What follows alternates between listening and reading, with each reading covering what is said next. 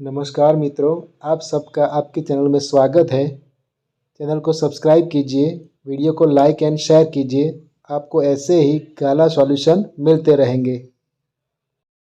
गाला प्रश्न पत्र Hindi paper 3 section D. Friends, video को लाइक कीजिए, शेयर कीजिए, चैनल को सब्सक्राइब कीजिए। आपका यही प्यार हमें मोटिवेट करता है, प्रोत्साहन देता है। अब 46 नंबर क्वेश्चन है पत्र लेखन। उसके बारे में आपको टिप्पणी करनी है। तो पत्र लेखन एक रोचक कला है। अभिव्यक्ति के समस्त लिखित साधनों में पत्र आज भी सबसे प्रमुख, शक्तिशाली, प्रभावपूर्ण, मनोरम स्थान रखता है। पत्र लेखन में आत्मीयता स्पष्ट दिखाई देती है, जिससे लेखक पाठक दोनों समीपता का अनुभव करते हैं। लिखित भाषा का उद्देश्य सबसे अधिक पत्र लेखन द्वारा ही प्राप्त होते हैं। पत्र लेखन द्वारा हम दूसरों के दिलों को जीत सकते हैं, मैत्री को बड़ा कर सकते हैं और मंत्र मुग्ध कर सकते हैं।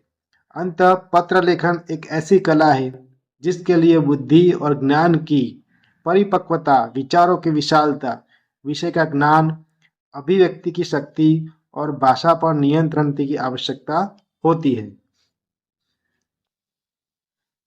तो 53 में आपको पत्र लिखना है, अनुशासन का महत्व समझाना है आपको। यहाँ पे लेफ्ट साइड हमें जो क्वेश्चन में दिया है एड्रेस लिखना है, पाई अंकुर सोसाइटी अहमदाबाद 380014। डेट लिख देनी है, डेट आप अपने हिसाब से लिख सकते हो।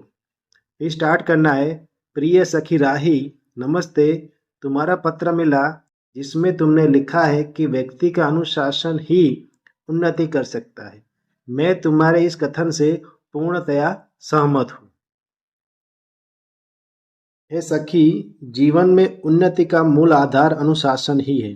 अनुशासित व्यक्ति अपने लक्ष्य को शीघ्र प्राप्त कर परिवार और समाज में सम्मान पाता है। अनुशासन की शिक्षा बच्चे को घर, विद्यालय दोनों ही स्थान में दी जानी चाहिए, क्योंकि बचपन के सींचे हुए संस्कार ही उसके लक्ष्य की ओर अग्रसर करते हैं। अनुशासित बालक ही अपने गुरु और माता पिता का आदर करता है, सुसंस्कृत बनकर कठिनाइयों का सामना करता है।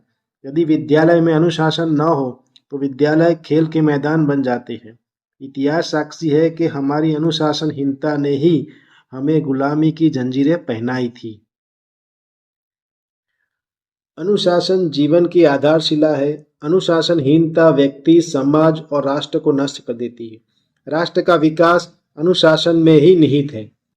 अनुशासित राष्ट्र ही महाशक्ति बनकर संपूर्ण विश्व पर अपना दबाव बनाए रखता है, जैसे कि अमेरिका। माता जी को नमस्ते और अंजना को प्यार, शेष कुशल। तुम्हारी सखी निर्मला दवे।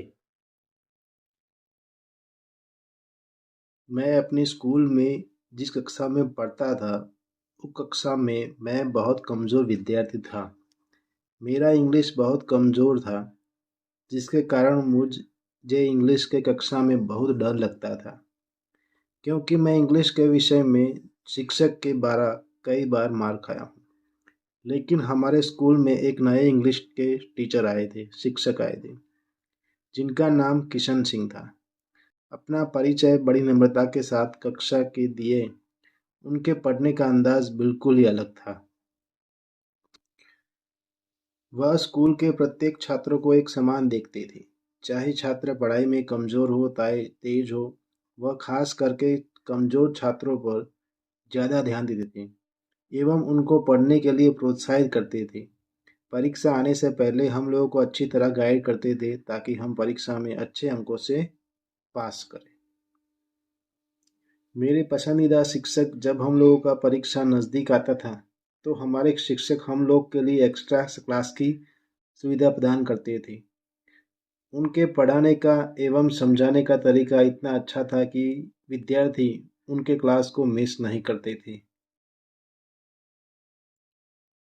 जैसे ही हम लोग का परीक्षा खत्म होता था, हम लोगों के लिए मनोरंजन के लिए कई सारी व्यवस्था हमारे शिक्षक करते थे। इस मनोरंजन में हमारे शिक्षक कई प्रकार के गेम का खेलने का व्यवस्था करते थे। इनके अनुसार बच्चों को पढ़ाई के साथ साथ खेल कूद भी करना जरूरी होता है। कभी कभी तो स्कूल के क्लास में ही मनोरंजन संबंधी एक्टिविटी हमारे शिक्षक करते थे, इसीलिए वह हमारे पसंदीदा शिक्षक थे।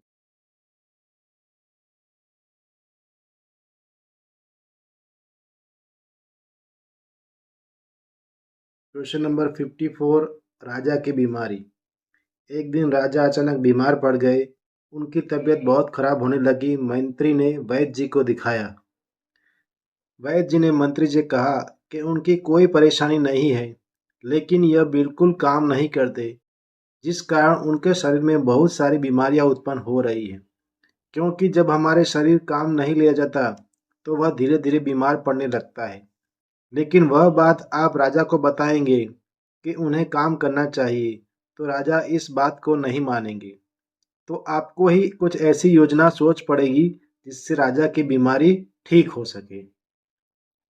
तब मंत्री को एक उपाय सोचा। मंत्री जी राजा के पास गए और कहने लगे, महाराज जी, आपकी बीमारी का इलाज जब हो सकता है, जब आप किसी मेहनती आदमी के कपड़े पहनेंगे, ठीक हो जाएंगे।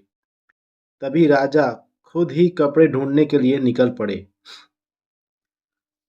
राजा को खेत में काम करता हुआ किसान दिखाई दिया। किसान को देखकर समझ गए कि यह सबसे मेहनती आदमी है। तो किसान के पास गया राजा, कहा कि क्या तुम सबसे मेहनती आदमी हो? तभी किसान ने कहा कि हाँ हुजूर, मैं सुबह से शाम तक खेती करता हूँ और शाम को घर जाके सोता हूँ। बड़ी अच्छी नींद मुझे आती है और मैं बहुत खुश रहता हूँ। राजा ने पूछा, क्या तुम बीमार पड़ते हो? तो उसने कहा, हाँ कभी कभी पड़ता हूँ, लेकिन हमेशा बीमार नहीं पड़ता रहता हूँ। तब राजा ने देखा कि यह पसीने में पूरा भीगा हुआ है। उसके ऊपर तो एक भी कपड़ा नहीं है। उसने तो सिर्फ नीचे एक धोती पहना हुआ है। तब राजा को बात समझ में आ गई कि हम मेहनत करते हैं तो बीमारी हमारे पास भी नहीं आती। हम हमेशा ठीक रहते हैं। तब से राजा अपने काम से हटकर अपने शरीर से बहुत काम लेना शुरू कर दिया। धीरे धीरे ठीक होने लगे। इसीलिए दोस्तों, हमें हमेशा अपने शरीर से काम लेना चाहिए। जितना हम काम लेंगे, वह उतना ही अच्छा और बेहतर चलेगा। फ्रेंड्स, वीडियो पसंद आए तो लाइक एंड शेयर कीजिए, चैनल को सब्सक्राइब कीजिए।